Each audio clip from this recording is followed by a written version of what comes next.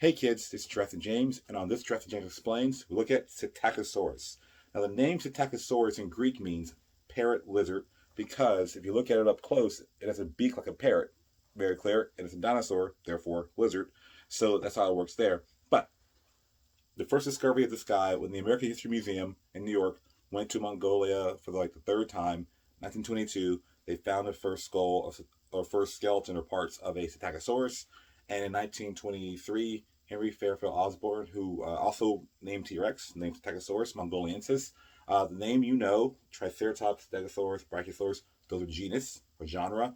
Mongoliensis is a species. So saying it's from Mongolia, actually, which is where the first one was found. They've since been found in Siberia, China, possibly Thailand, that whole region, so pretty much Asia as a whole, Eastern Asia as a whole. But the idea here is that this animal, when I first saw it as a kid, it was in a teacher supply store, and it was just, in Safari. The company made this model, and I remember seeing it, and I was like so excited. So I didn't know what it was. I mean, it was a new thing for me, and I saw the beak, so I knew it was some kind of horned dinosaur relative, but not quite a large-bodied animal. So I bought a lot of them. And Safari has this thing where they have these tubes where they have tiny versions of all the figures they make bigger. And I saw little tube Ptegosauruses. And normally when I do mention baby dinosaur toys, the babies should have big eyes, tiny noses. I broke that rule because it fit perfectly because we actually know that based on the arm and leg measurements that Psittacosaurus babies walked on all four. Their legs are very long, and between like 2 and age 6, they actually their legs got really long. So they go from being babies or little ones walking on 4 to adults walking on 2 legs, and the arms are so short they actually can't even dig or put food with their mouth. So, the idea that they're actually bipedal, they go that little change there, which is ironic because later Ceratopsians are all quadrupeds on all 4. So anyway, so I found these guys. I was super excited about them, and here's the little herd. For a long time, Psittacosaurus was out of the record. It was, a toy record. It was missing. I would find some like this. Now, this is one of those generic, some dollar stores. You buy a pack of 5 or 6 medium-sized toys, and I remember looking at it and that matches Psittacosaurus. Now, the posture is the worst. It's very Igor-esque. Yes, master. But the idea is that it was still Psittacosaurus, so I bought it. One thing to point out is that these guys have 4 fingers and 4 toes. This guy has 3 toes. Doesn't have to do claw, little tiny claw. He has 4 fingers though, so that was good enough.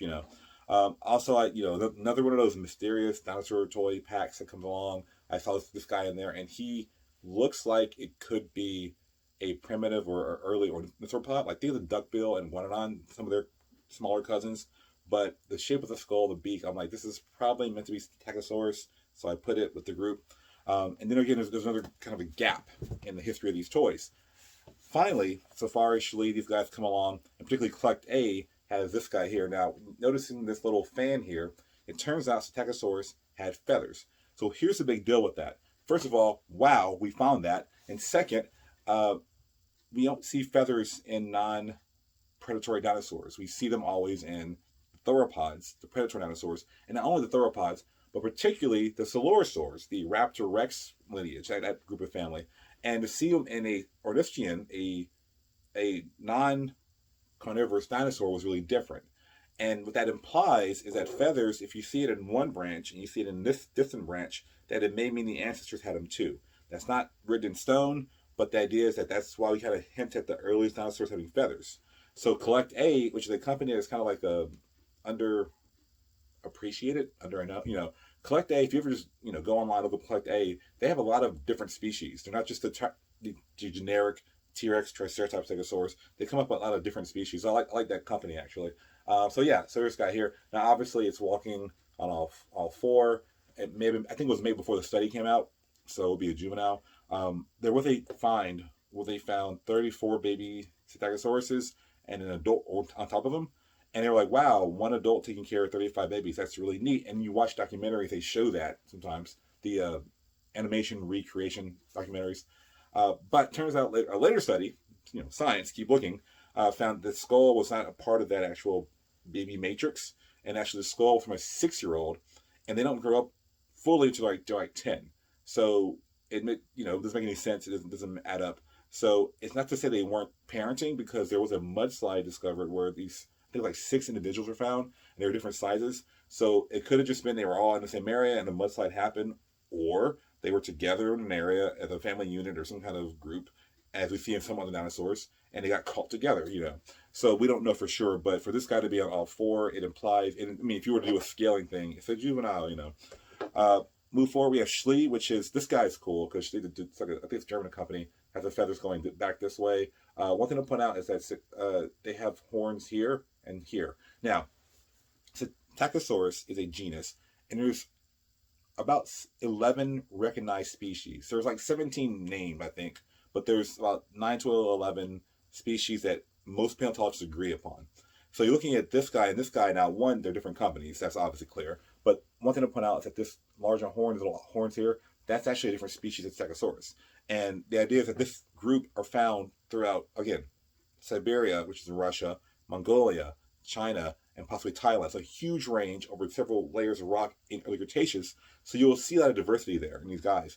So people are finding, well, not people, paleontologists who aren't people are finding these fossils. They're actually looking at them and trying to figure out what's different or not. And some of them initially thought they were different species here and there, but more research, more papers written.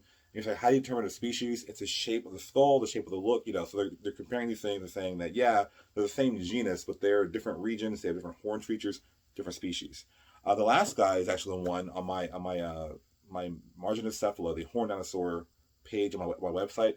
I use this as my icon for Psittacosaurus. I mean, out of all these guys, they're all great, but I picked this one because it was like the best example to me.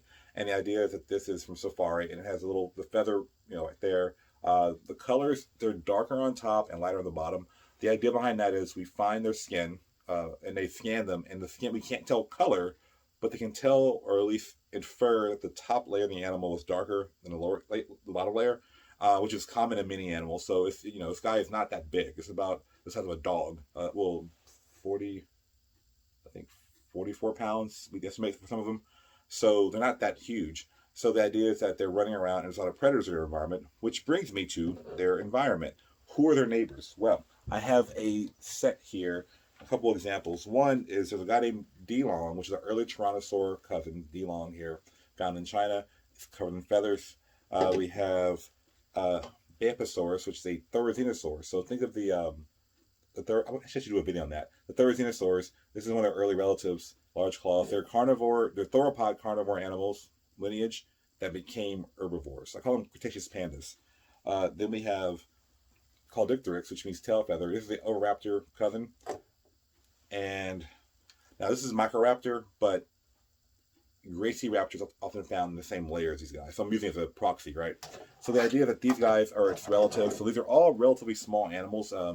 Beaposaurus is about, I think, 5 feet tall, 4 feet tall. The rest of them are like 3 or shorter on average. Psittacosaurus is about 6.5 feet long, so it's really small for a dinosaur. And again, that's the length, not the height of the animal. And this is the kind of the environment. There are bigger animals too, but there aren't any toys of them, so this is the environment. But I mentioned earlier that they're Ceratopsians. They're horned dinosaurs. So what does that mean? Let me show you a couple cousins from North America. These are all Asian species. So we have here Triceratops, Pentaceratops, and Styracosaurus.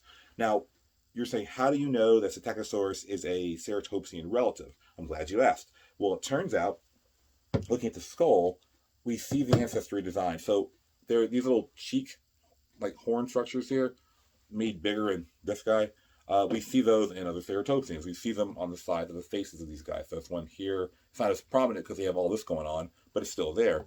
Plus, the beak overall, they have a rostrum, this little structure on top of the nose. That's this extra piece right here, something that Ceratopsians have.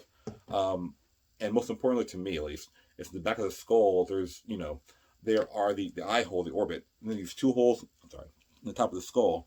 Those two holes in later Ceratopsians become the frill. So Triceratops is actually really, it's really a weird Ceratopsian because its frill is a solid piece.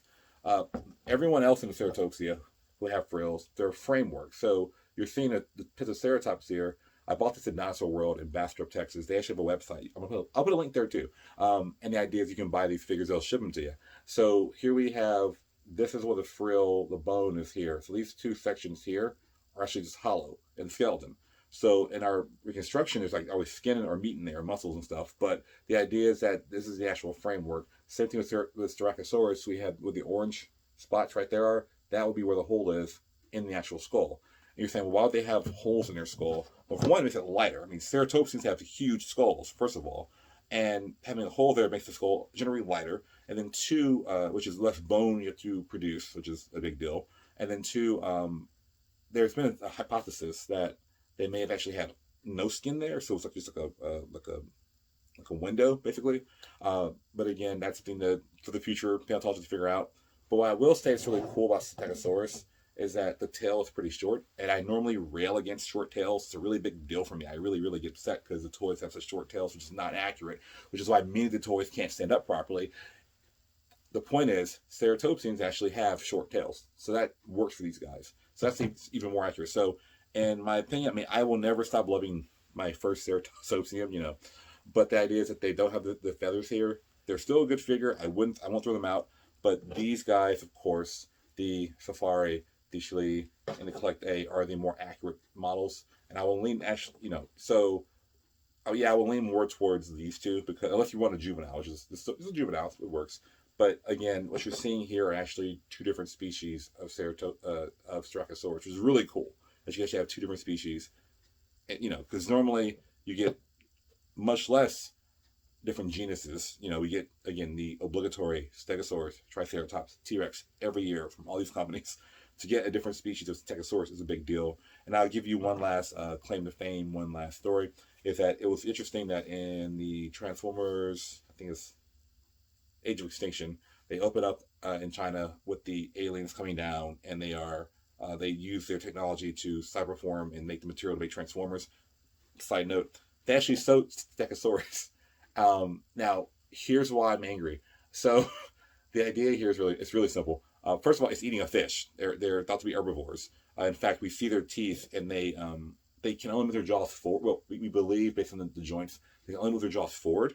So the idea that they would chew the plant and then swallow it whole as adults, and then have gastroliths or stomach stones to break it for them. The babies seem not to have that. Their teeth seem more worn. So we're thinking that maybe they ate different things. As they get older, they ate more tough vegetation.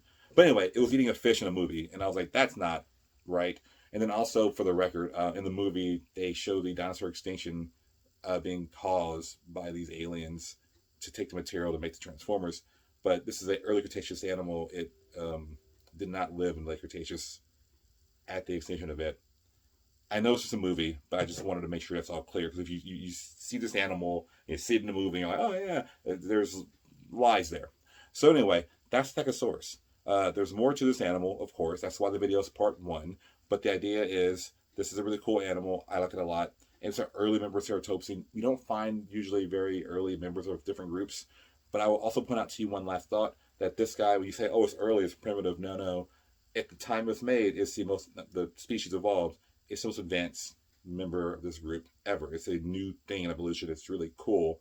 And it just so happened that animals like this led to these guys. But it's still worth noting that it's a cool animal in and of itself.